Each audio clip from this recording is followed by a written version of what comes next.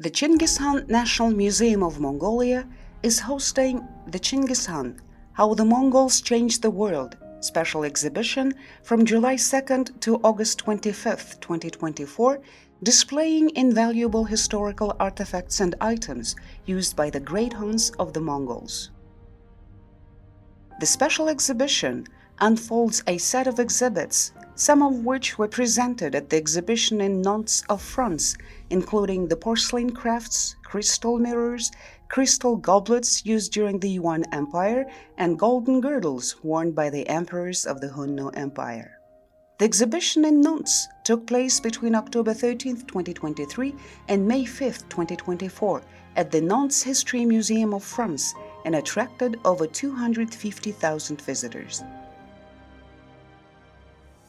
One of the notable items at both the Nantes and Ulaanbaatar exhibition is a letter written in Mongol script by Ilhan Uldzit to King Philippe the Fair of France in 1305. The special exhibition at the Chinggis Khan National Museum of Mongolia is inspired by Dr. Faverou's research and co-curated by her, Dr. Chelon, and others.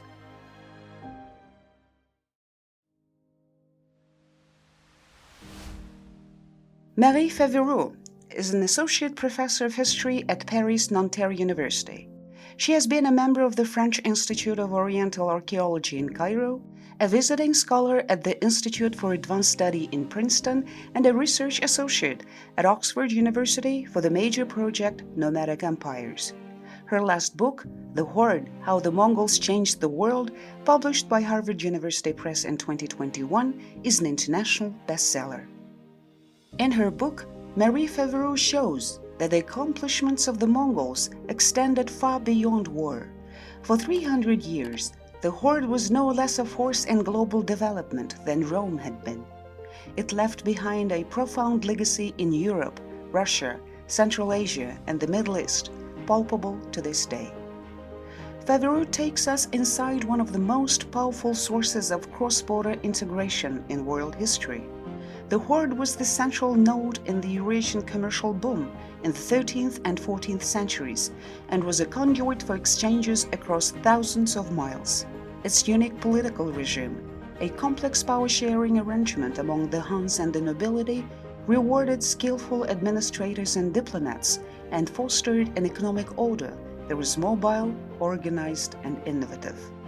From its capital in Sarai, in the lower Volga River, the Horde provided a governance model for Russia, influenced social practice and state structures across Islamic cultures, disseminated sophisticated theories about the natural world, and introduced novel ideas of religious tolerance. The Horde: How the Mongols Changed the World is an eloquent, ambitious, and definitive portrayal of an empire little understood and too readily dismissed.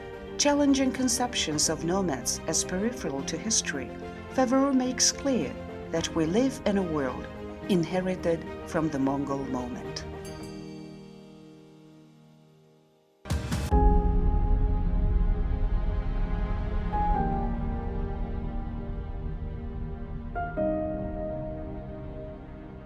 The team of Untold Chapters of Mongolia is very happy today to be hosting you for our podcast. Dr. Otkam Bayar and I are following the traces of our great Khan to establish the truths and myths about Mongol history, especially when it comes to the history of the Mongol Empire. Dr. Faverou, we would like to congratulate you on being the concept co-author of this very amazing exhibition, which was displayed in France, Nantes, last year for 7 months. Would you please introduce us the concepts of this exhibition and also of the parts that are today being displayed in Mongolia? Yeah, thank you very much. First of all, Masha Baishla for your invitation. I'm so happy to be here. So indeed, we had this wonderful exhibition in France called How the Mongols Changed the World. And of course, Genghis Khan, two key aspects we developed in France for this completely new exhibits that never existed before in Europe. So our concept was based on new research done by Mongol archaeologists, historians, also an international team of also anthropologists and historians. We all work together to make people understand that the period of Mongol Empire is not only a period of conquest and war, it's also very much a period of exchange. And this period started in 13th century up to 14th century. But it was a whole period of transformation at every level of societies. So technologies changed, art changed, vision of the world changed, new objects appeared, a new language also took shape. So that's what we wanted to show in this exhibition in Nantes. And I have to say that it was a very big success, that people were amazed, discovering, of course, the history of Genghis Khan. They have heard of him, but they didn't know exactly about his biography, so we could show it through objects. And also, of course, how big the empire was, that it's not only about what is Mongolia today, but of course a huge, territory that was covering at that time Iran, Russia, China, part of Europe. So it was a big political construction. And people in France were absolutely amazed and discovered that amazing period of history. Wonderful. And again, we'd like to thank you very much for delivering Mongolian history on behalf maybe of the Mongolian people to that part of the world. Thank you very much. And of this exhibition today, we're now in the main hall of the Genghis Khan Museum. What are the specific exhibits that you would like to highlight that pertain to the history of the Mongol Empire? So the idea was, of course, we had this big exhibit in France, so 300 objects coming from Mongolia, from here, from this wonderful Genghis Khan Museum, but also objects coming from French collections, Louvre, Sèvres, National Archives. We have Mongol objects in France. So our idea was to bring some of these objects here to Mongolia, to be shown to Mongolian people for the first time. So we had to make a selection, of course, and we decided to go for the most important object, historically important, the object that really represents this moment of, we call it Pax Mongolica, Mongol peace. We call it sometimes a Mongol exchange. It's a great moment of globalization. And also, of course, we were very keen to show how French and Mongolian diplomatic relationship developed in this 13th, 14th century. This is really like something that happened at that time. So we wanted to show that as well to Mongolian people. So those objects are shown for the first time here because most of them are coming from Ilkhanids, the Ilkhanid part of the Mongol Empire, which is like Persian, Iranian, Azerbaijan parts of the Mongol Empire. That's why they are not kept in Mongolia, but they were kept in those regions and then sold to France. And that's why they are now in Louvre and Sèvres and all those important museums. That was our idea. And I think it's something very emotional also for both, us like French, but also Mongolian people, that you see those objects coming here, for the first time. Yeah, and of course I do understand that it's very emotional for you because you have authored one of the most important literary, I would now even say, monuments to Genghis Khan's history, the Horde, how the Mongols changed the world, right? So I fully share the emotions behind your co-authorship of this exhibit. Now, as a testament to what you've just said of those exhibits that are being displayed for the first time, not only in France, but also in Mongolia, maybe we should now introduce Mongol Hans letter to Philippe the Bell. Yeah, absolutely.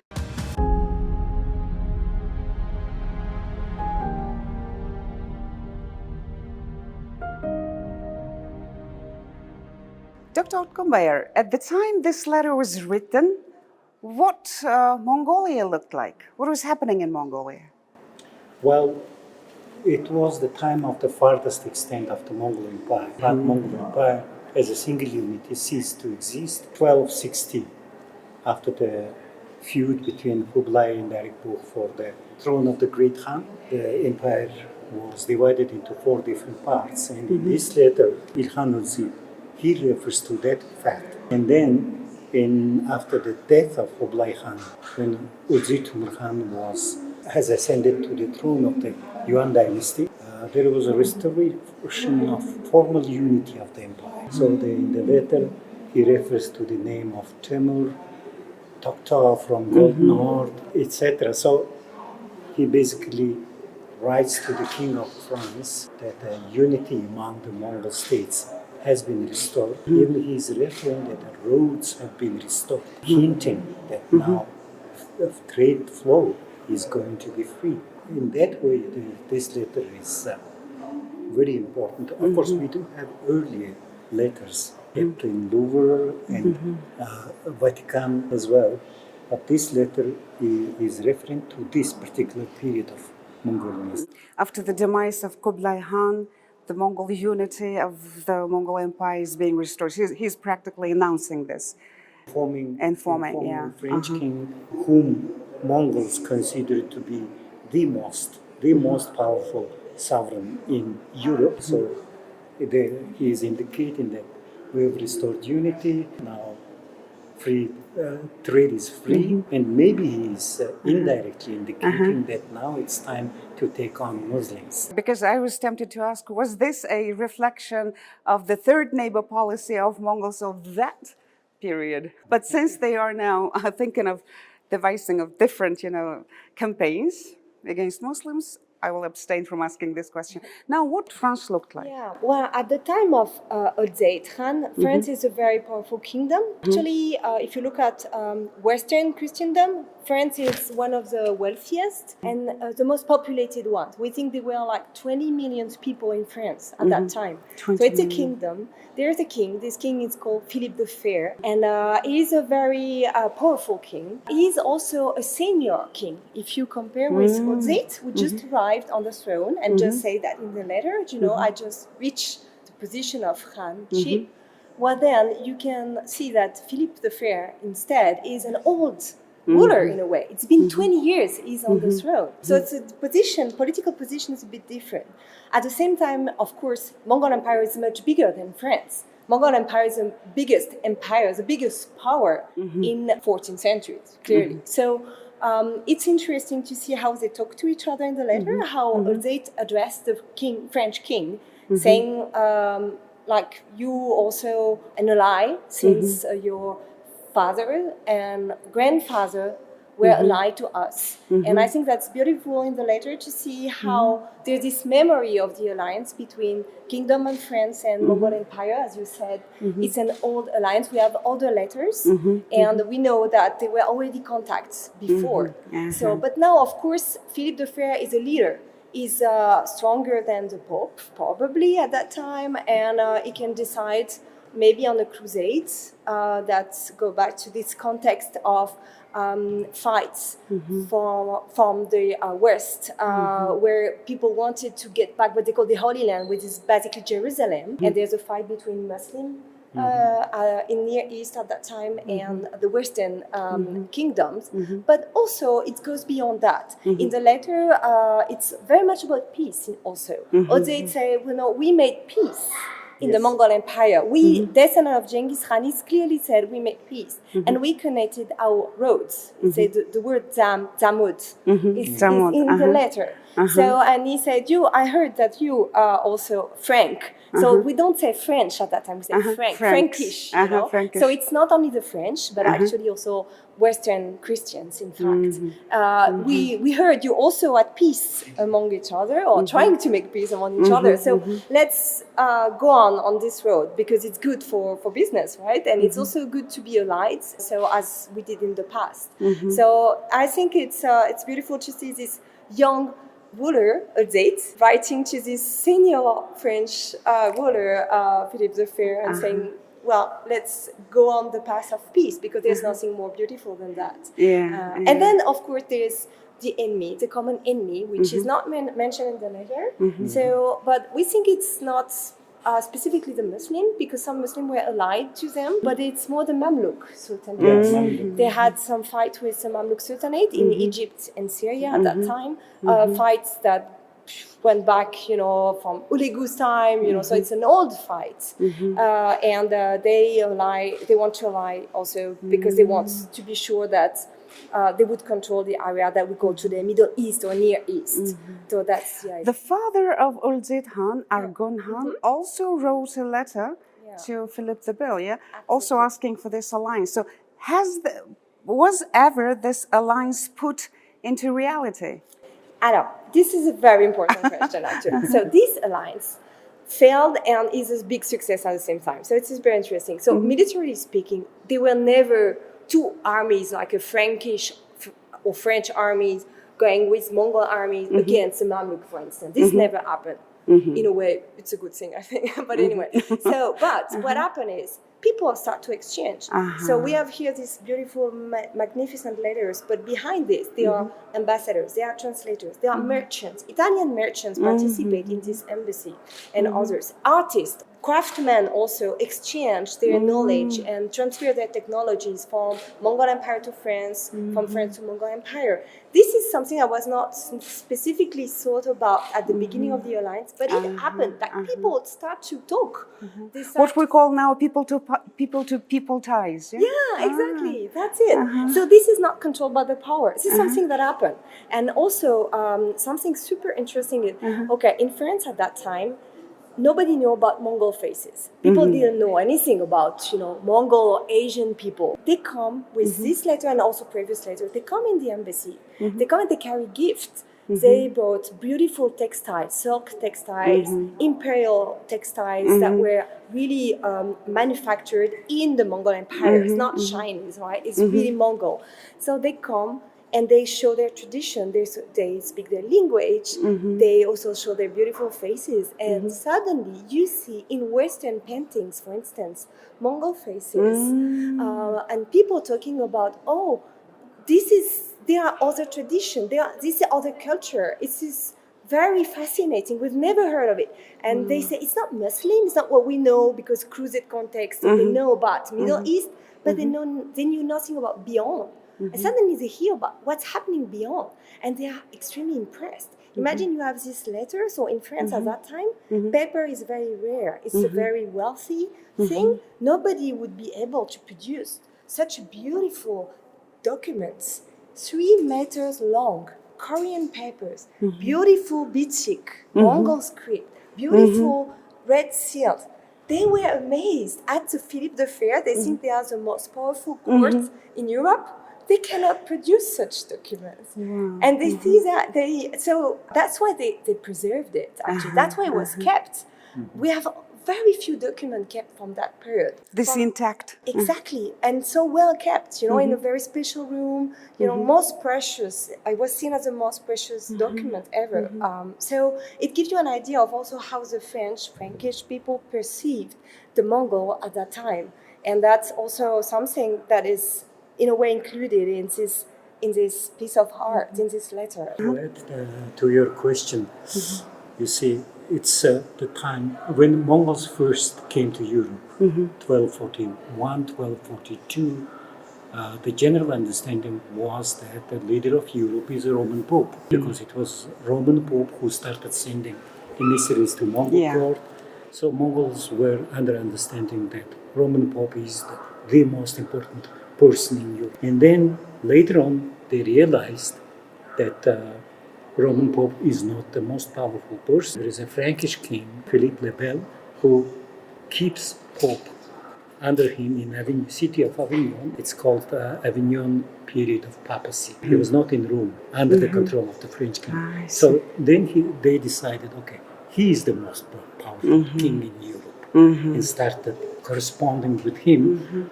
Of course, there were numerous attempts to coordinate military action against the Mamluks, which did not end in successful cooperation.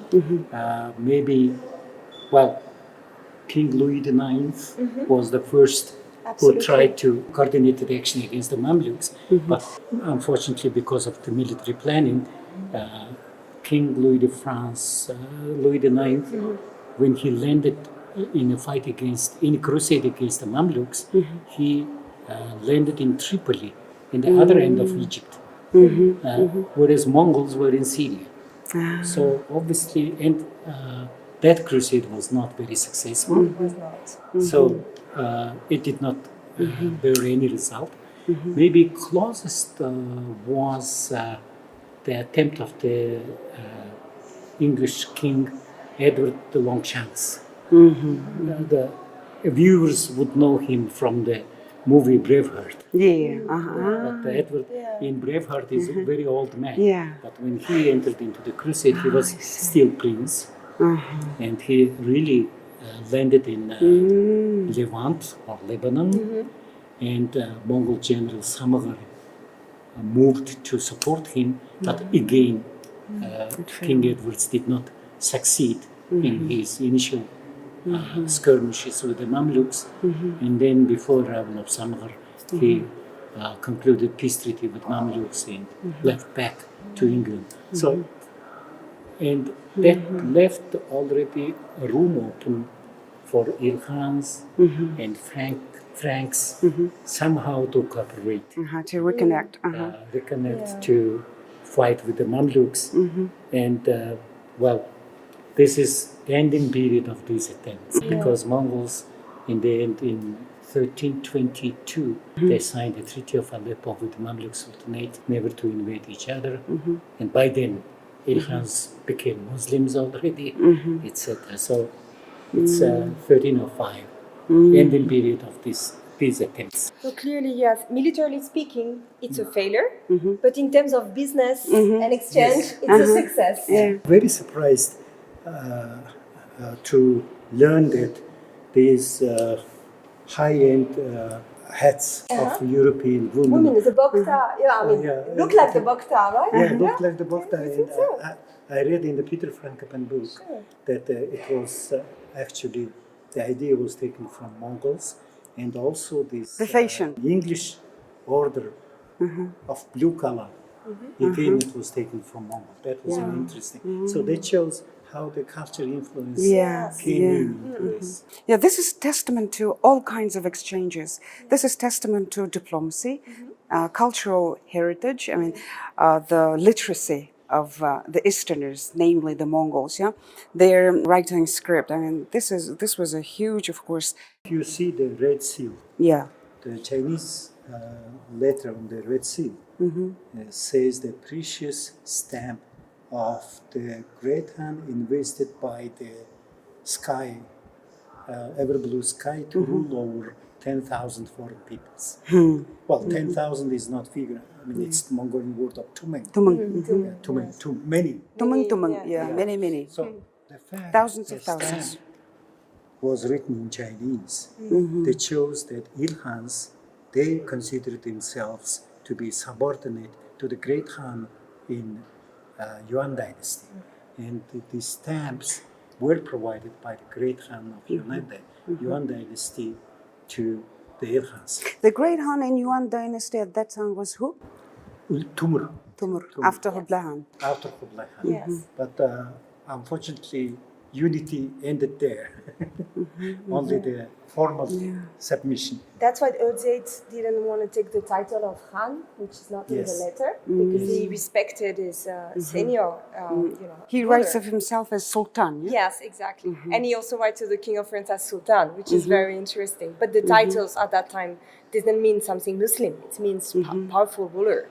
So- And it is interesting, the Mongolian names for the King of France, he writes Iridevaras. Roi de France. Yes, yes. Roi de Roi de France. France, So it's absolutely. originally King of Iridevaras. France. Or Mediterranean Sea is in Mongol eyes or spleen shape.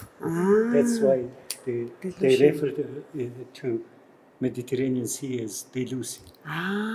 That's why. Marie, would you agree that this is a evidence of Pax Mongolica? Yeah, absolutely. It is.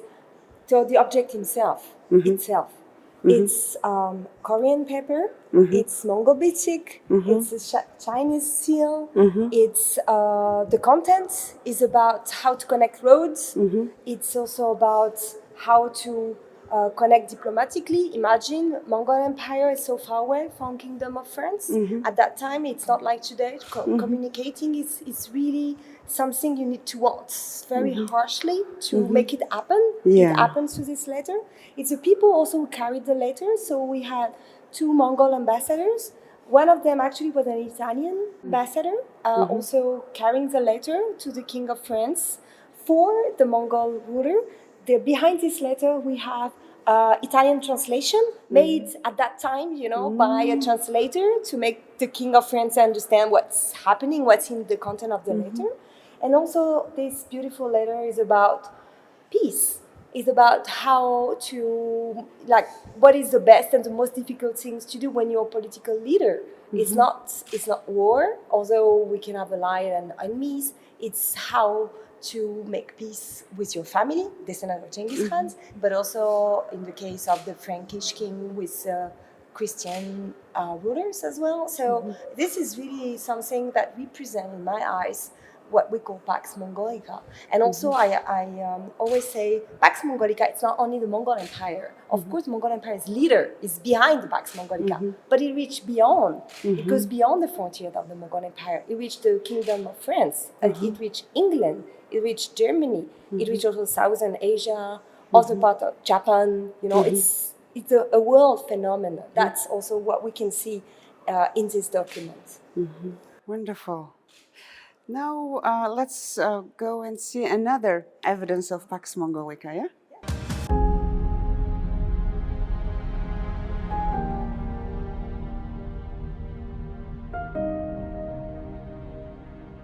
Now we see Gerige. Can we say that the use of Geriges established diplomatic immunity?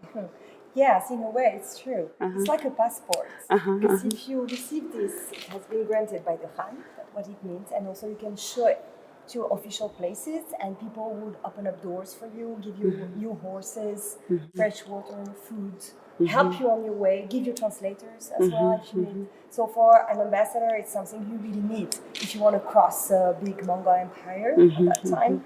You need the Gerge because it shows you really an official. Because imagine that at that time, there's no like digital passport, whatever. So how there's no photos, you don't have pictures of faces of people. So how do you prove your identity? So you have to prove it, and this is a way to prove it. This is a way to say, well, I'm an official, I'm working for the Mongol Empire, or I'm in touch with the Mongol Khan. So, pay respect. And it works very well. And they were super famous.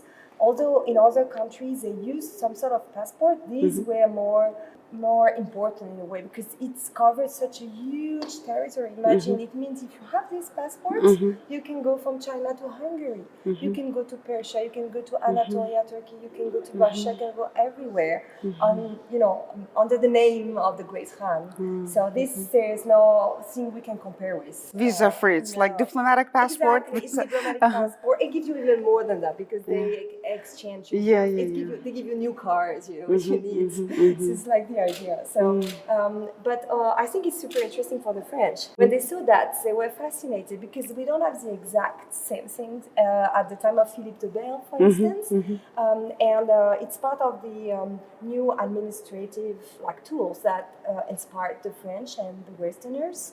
How to help people to travel, like officials, but not only ambassadors, merchants as well. They have to prove their identity. How do you do that? This is a great way to do it. So, and here you see it's very important the script. In one case it's bichik, Mongol bichik, but in the other case it's paxpa, like square scripts. And these are very official state imperial Mongol script. Nobody can really reproduce easily those scripts. It's a way to prove that these are legal and legitimate passports. That's also very important. So the whole, fashion of the object is very important. So, and in France, I was so happy to show that to my students, for instance. They think, Mongols are nomad, they don't use script, they don't know anything about script. Come on, look at that. Look at the letter and look at the paxpa script. It's such a complicated and beautiful script. We don't even have that in France at that time. And this is really how you change the way we envision history of the Middle Ages, thanks to those objects. That's why they are very important. Very important. Yeah. But there were other types of gerige, yeah? There were different types of geriges. And even wooden geriges? Yes. For example, for traders, they would not issue golden gerige. So it was wooden gerige. The importance of this gerige is that, for example, from Beijing to Black Sea port, early before Mongols, you have to travel through different states and pay many taxes. Whereas Now, if you have a gerge, you pay one tax and get your gerge, and then travel from Beijing right up to the Black Sea port. That's the unification of the taxation system. On the other hand, and secondly, read the book of Guillaume de Rubruck, who had to travel to Mongolia, to Karakorum, for months. And then on the way back, he was given gerge. He was using this system Urtos, of yeah. relay postal service, and he reached the Black Sea port in 3 weeks' time. In 13th century, it was speed of teleportation. You know? So that was, how do you say, accelerator of the trade. Yeah. In case if earlier, besides the paying taxes, you're good from Beijing to Black Sea port, would travel a year, maybe. Yeah. But now in 3 weeks' time you can reach. That's also. Wow, that's very interesting. Also, it's a symbol of connectivity. Absolutely. So it's Yeah. really a symbol of Pax Mongolica. But Pax it's more than that. It's like really an efficient tool that is really, it shows us how it worked. Because people sometimes say, oh, that's this idea of Pax Mongolica. But you see, it's more than idea. There are institutions behind. There are really like tools behind. So they implemented this. And they also, so from the time of Genghis Khan up to the late Mongol Empire, they really tried different type of gerge. Sometimes they asked people to bring back the gerge. They had sometimes problem because there was no name on gerge. So actually, when you're in service, you use it, but then you're supposed to send it back to the central government, right? I But see. sometimes you want to keep it in your family because it's very useful to have it. Yeah. I think I heard that actually Marco Polo had one. I mean, described so this famous Venetian merchant who worked for 20 years in the Mongol Empire.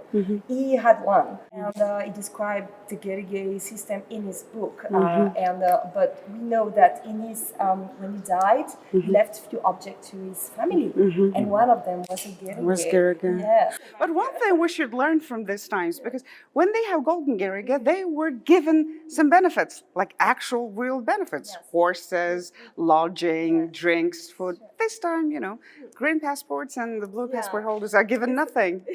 Thank you. Now let's go to our great city of Harharin.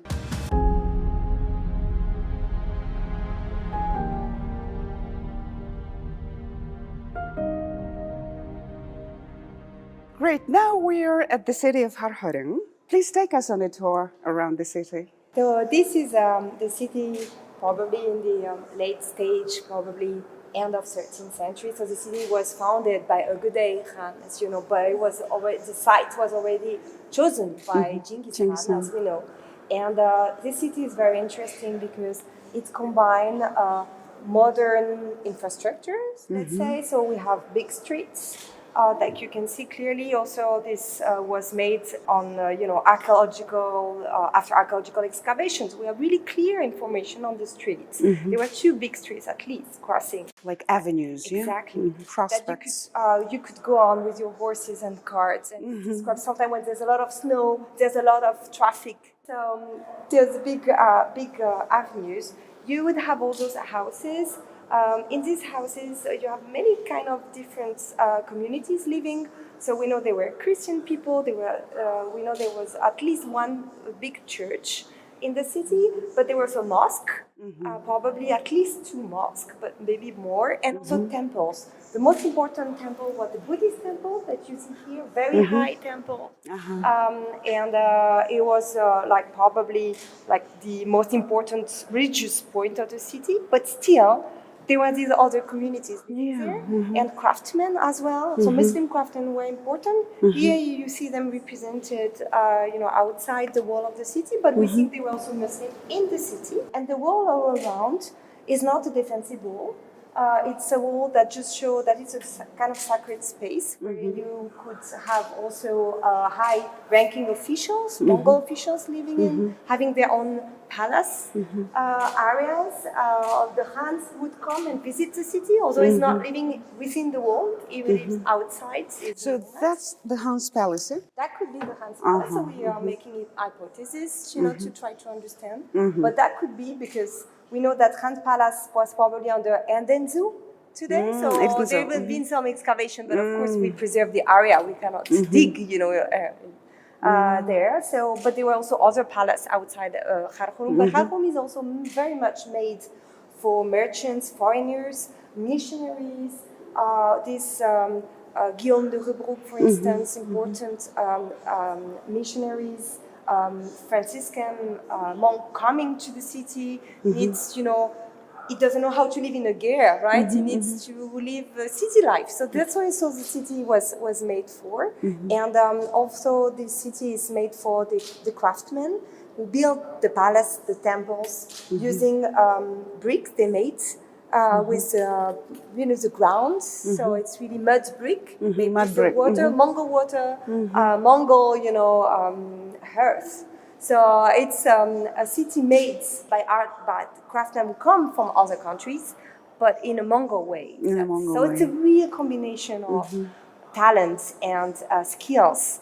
That was its unique at that time. It's also unique, of course, because there are people coming from everywhere. It's an international city. You have several languages spoken. We know there's this guy coming from France, Guillaume Boucher, coming from Paris, who built up a famous silver fountain for Montgrand. So, but there are also Hungarian people, there are also Russian people living in this city. You have also many Muslims from Central Asia, as we said, and they all live together. This is unique for Middle Age. Yeah. There are no other example. It's something super special. Even these days, there is no such an example where, multilingual city, all enjoying peace and, safety. Incomprehensible for the 13th and 14th century. Because in the 14th century, if you see the history of the world, you will see in Europe witch hunting. You cannot imagine, a Muslim mosque in European city. Whereas in Harvard, you have a Muslim mosque, you have a Christian church, Buddhist monastery, etc. So that's, in that sense, it was a very cosmopolitan city. On the other hand, it's very interesting when Mongols are considered to be nomads who doesn't know anything about the city. At that time, there was a specific designs that Mongols used to follow. For example, if you see the lake over there, Mongols always design a lake inside the city. And when city of Beijing was designed, actually today's Beijing is Mongol designed city. Of course, designer was an Arab engineer, but infrastructure was designed by Chinese, If you see the lake of Beidahai, this is a Mongol designed lake. Of course, in the 13th century, it was a much bigger lake connected to the Grand Canal, so that ocean ships could come to Beijing. So it's very interesting. So the level of engineering knowledge was amazing at that time, because I would assume that these are artificial lakes. Sure. Yeah, and then to make an artificial lake, you have to have water engineers at least, yeah? Yeah, actually, this is really also typical of Pax Mongolica. Like, you use the skills and the force that are in the empire. So the Mongols used Central Asian engineers or Central Asian Chinese also to just work in the city, but according to their own taste as well. So it's a combination of things. You cannot just see one type of house or one type of temple. It's a mixture. And it's unique also in that sense. And that's also the force of the Mongol. It's like you adapt your environment to this new city they created. And also you kind of entice people to work together. And we say that there were all those religious communities living next to one another, but we have to say that it's not that easy. We know that in the sources. Sometimes people fight, there are competition, it's difficult. So it means the power really wants people to live peacefully to each other, and it's a real policy behind it. So if you put very different people next to each other, it's always difficult. So that's also something that you have to see the Mongol will behind it. Otherwise, this would never happen. Nobody, even if you dream that, it never happened. You really need to have very strong political commitments behind it, and also economies were flourishing. So this city was built also with the first conquest. So Mongol Empire is at that time rising, flourishing. That's one of the ways they use the wealth they made during conquest time, and it's it's a very interesting because it's a peaceful way to deal with what you earn during wartime and to move to something else which is not war, which is like okay, let's try to live together. And it's interesting from the book of Guillaume de Rubruck as well as Plano Carpini, we know that in Harvarim the emperors used to organize a competition between the priests from different religions. And when you read these accounts, it looks very funny. Mongols regarded it as another festival. Invite two priests from two different religions for a contest, and after they do this competition, and when Mongols regard, okay, in this competition, I think there's Taoist monk as well, and offer him a bowl of iron, as if wrestling match. But it's interesting. They would invite different religions to contest. I assume it's very difficult to prove who is right and who is wrong in religious competition, but it was done. Actually. Sure. The high level of court entertainment. It's like you have this debate in front of the Khan, but also his wife, and all the Mongol elite, and they want to hear about what Buddhists have to say about that, and how a Christian answer that, and what Muslim have to say. And this is really well done, also in a peaceful way. They try to they sort of there's a way to organize this. It's like Olympics of the time, huh? But it's a unique place in all Middle Age where this could happen. And this we know through all the sources. At that period, this contest usually decided by force everywhere around the world. Yes. But not even in those years. Look at our times. We're talking about clashes of civilizations based on religious discrepancies. There is no religious tolerance among us, even in the 21st century. So, these days, I mean, not only these days, people throughout times were thinking of Mongols as of savages who knew nothing of civilized world, who knew nothing of city building, of religious tolerance, of peacemaking, of diplomacy. I think I would conclude for myself that the best time to live would be Harharing and the 13th century. Of course, we cannot measure the developments then by the criteria of today. When we talk about peace, when we talk about war, criteria are different. These were cruel times. But in those cruel times, this was the most civilized world, unsurpassed to date. They put a lot of effort. Yeah. It's like, they really tried to make people talk to one another and to create things. So that's also what you can see for this period, and that's very special. So, and also, I think what is special, and if you compare with France at the same time, because imagine France, we talk about Philippe the Fair. In France at that time, there's no religious tolerance at all. The Jewish people were fired, and it was a very harsh time for, there's no religious understanding at all. So, and here where it's different because also they accept differences.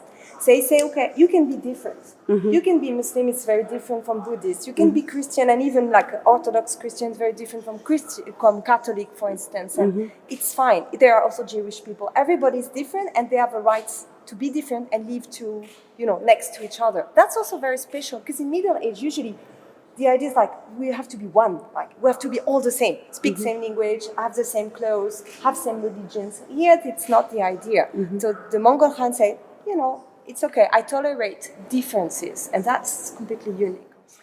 Then what did the Mongols advocate? Did they advocate world unity, world peace, globalization? Because, people again think that Mongols were the greatest conquerors. They wanted to own the entire world. Is this true? Can we claim so? I would say that, well, of course, these words were non-existent at the time. What Mongols were looking actually for was economic prosperity, trade, from which they would benefit, And for them, it didn't differ whether the trader was Christian or Muslim or Chinese or Jew, as long as they pay taxes and do good trade.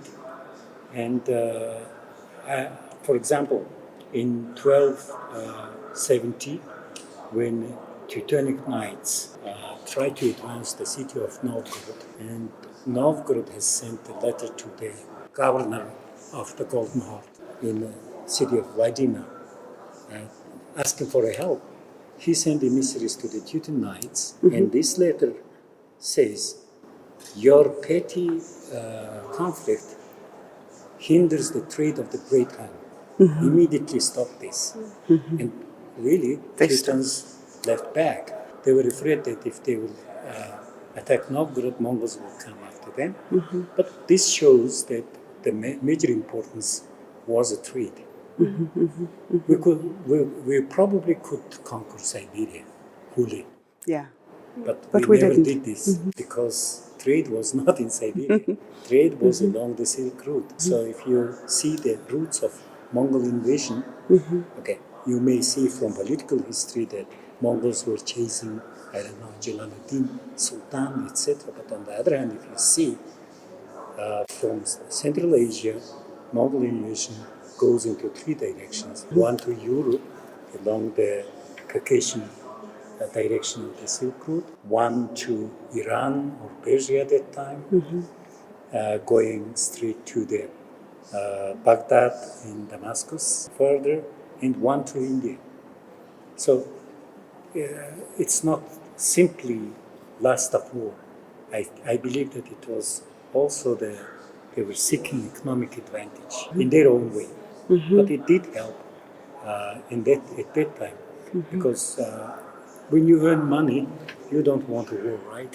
Of course, of Because course. if, in the time of war, there will be no trade. Yeah, and taking this opportunity, Mary, I would really like to thank you for the book, The Horde, How the Mongols Changed the World. What would you now, in conclusion, say about the Mongol Empire of the 13th, 14th century? What the modern world should learn or appreciate in Mongol Empire? Well, I think, but I speak as a teacher and historian. Of course, I think that we really now understand how big this period of history was. We talk about trade, we talk about religion, we talk about new cities. It's an amazing period, and it was completely obscured by previous historians in the past, and things are changing in the West. In France, it was clear with our exhibits in Nantes. People told me this is the first time I hear about the Mongol Empire. It's clearly the biggest in the Middle Ages, and probably one which changed the most things ever at that time. There's something we can add is the Mongol rulers were interested in science as well. They were interested in geography, and they wanted to know about peoples, territories, their lands, So they really wanted to have new maps. And we know that Mongol Khan ordered their different scientists from China, Central Asia, any scientists to contribute to a new map of their own world, the Mongol Empire, but also of the world. And this is a huge step forward in terms of modern perception of the world, because at that time, finally, we had maps that are almost modern maps of Eurasia. And this is new because before maps were very religious. Because the Christians, they wanted maps that were centers on Jerusalem. The Muslim maps that were centers on Mecca, for instance. Or there were all those ideas about monstrous populations living on Earth. People were scared about, what was beyond, like in Siberia. But with the Mongols, because they were people who could say, well, we are traveling everywhere. We know there are no those monsters that don't exist. And we can trade and we can communicate. And so the perception of the world itself changed during the Mongol period, thanks to also this, Mongol strong will of, creating communication. Also, if it's for their order and their power, clearly, but still, this is super important because 16th century, that we call modern age, would never develop the way it developed without the Mongols. Because we already know that Christopher Columbus would have never dreamed of his trip without Marco Polo, without all those previous travelers who benefited from, this great Pax Mongolica. Wonderful. Beautiful. Thank you very much. Thank you so much. And we wish success in all your future scientific discoveries on untrodden paths of Mongol history. On behalf of our viewers of Untold History of Mongolia, we would like to thank Dr. Marie Favereau for a very interesting tour, not only in this hall of exhibits, but also through the history of Mongol Empire. Thank you very much, and we wish success in all your future academic works. Vaisla, thank you so much for your invitation. Thank It was a you. great pleasure. Okay, thank you very much for accepting our and thank you for Thank you very much.